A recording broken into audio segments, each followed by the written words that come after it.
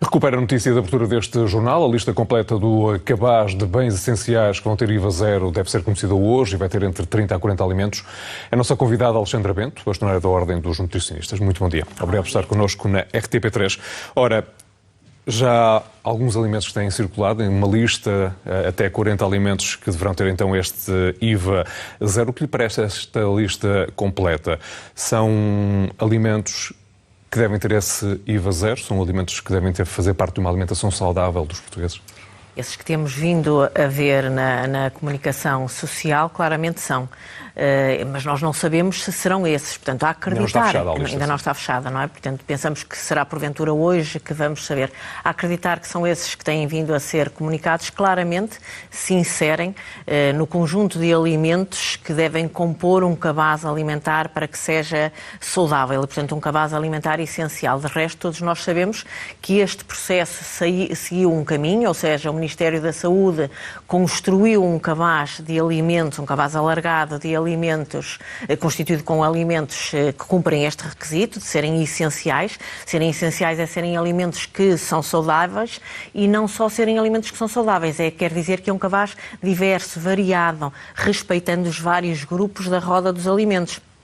Porque nós poderíamos estar a falar num cabaz alimentar que era com alimentos todos do mesmo género e alimentos todos nutricionalmente muito parecidos. E, por hipótese, imagine que esse cabaz alimentar era formado por arroz, batata, massa. Ficavam a faltar um conjunto de outros. E, portanto, aquilo que o Ministério da Saúde fez foi construir um cabaz composto pelos 7 grupos da roda dos alimentos, que é um instrumento muito nacional. E agora aquilo que nós também sabemos é que o Governo, em conjunto com a distribuição, olhou para esse grupo alargado de alimentos e está, de alguma maneira, a ver dentro desses aqueles que são mais consumidos pelos portugueses, mais comprados pelos portugueses, e terá feito uma lista, porventura, mais restrita em relação àquilo que o Ministério da Saúde enviou, mas ainda assim, pelo que nós estamos a ouvir pela comunicação social, respeita o princípio de ter todos os alimentos que se inserem nos vários grupos.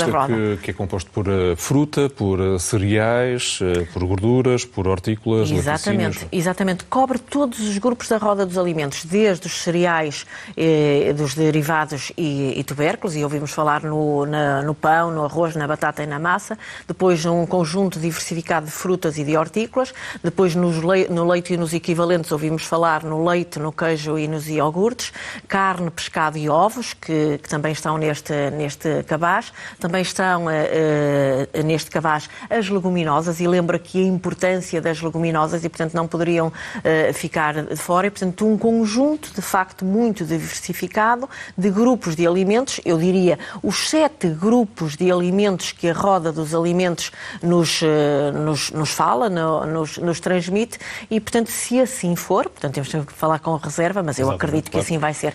E deixe-me dizer-lhe outra coisa que eu acho que é muito importante. Eu acho que esta medida todos nós devemos estar bastante satisfeitos e acreditar que ela vai resultar, porque resultou de um racional muito interessante. Primeiro racional, construção deste cabaz alimentar por quem de direito, por técnicos que de facto têm conhecimento para o construir e, portanto, o Ministério da Saúde disponibilizá-lo, e depois, a partir daí, o Governo fazer acordos com quem de direito, acordos que vão desde a produção até à distribuição, porque se assim não fosse, nós temíamos que acontecesse o mesmo que aconteceu em Espanha, em que o Governo de facto isentou de IVA um conjunto alargado de alimentos, mas depois foi engolido, absorvido este IVA, e o consumidor não sentia na fatura final. Aqui eu acho que Portugal esteve muito bem neste sentido. Esteve muito bem porque soube construir este cabaz alimentar essencial, e depois também esteve muito bem porque conseguimos envolver todos, e é assim que nós devemos caminhar, com o envolvimento de todas as partes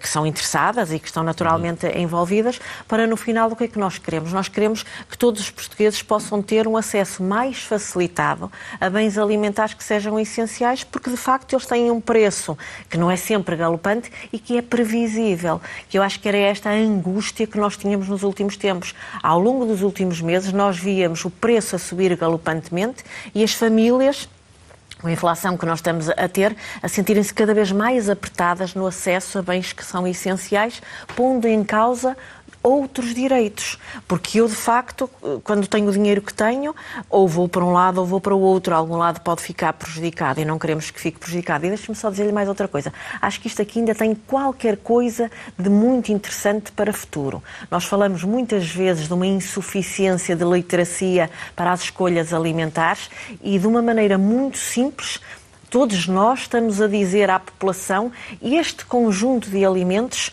são essenciais. Portanto, há aqui também uma mensagem muito interessante em termos, em termos de educação alimentar. Nesta lista, alguns produtos ficaram de fora e provavelmente produtos que fazem parte da alimentação dos portugueses, por exemplo, enchidos, comida enlatada, algumas conservas também. Acha que alguns destes produtos poderiam fazer parte desta descida do IVA ou, pelo facto de não serem tão saudáveis, devem ficar de fora? Eu acho que aqueles que não serem tão saudáveis, usando a sua expressão, acho que sim, que devem ficar de fora, porque há decisões para tomar e apesar de, por exemplo, os enchidos fazerem muito de parte da nossa tradição gastronómica e não devem ser colocados de fora, portanto, nada contra os enchidos. Agora, nesta lógica, acho que sim, no caso dos enchidos devem ficar de fora, porque são para comer de uma forma esporádica, não é para comer enchidos todos os dias e em quantidade modesta. E, portanto, acho que sim, no caso presente. Em relação às conservas, depende das conservas e nós tanto podemos estar a falar de um feijão e de um grão em enlatado, como podemos estar a falar de um pescado enlatado. E, portanto, poderia ser uma discussão que pudesse ser interessante, até porque no nosso país há muita tradição conserveira, mas há decisões a serem tomadas. E, portanto, eu, em termos de declaração nas funções que tenho enquanto bastonária da Ordem dos Nutricionistas, me parece que a decisão que foi tomada é muito acertada porque permite que a população tenha um conjunto muito alargado de alimentos para poder ter uma alimentação que seja adequada e, portanto, me parece que sim. Outras discussões podem vir para outras alturas. Exatamente. E deixe-me só dizer mais outra coisa. Acho que me parece que logo à tarde ou amanhã podemos dizer com toda a segurança que Portugal esteve muito bem e eu acredito que vamos dizer, mas vou gostar de dizer e todos nós vamos gostar de dizer daqui a meio ano que estivemos muito bem, mas para estarmos todos muito bem temos que continuar todos muito envolvidos neste direito, que é direito de todos, que é termos um direito a uma alimentação adequada. Alexandra Bento, muito obrigado por este comentário. Eu é que agradeço.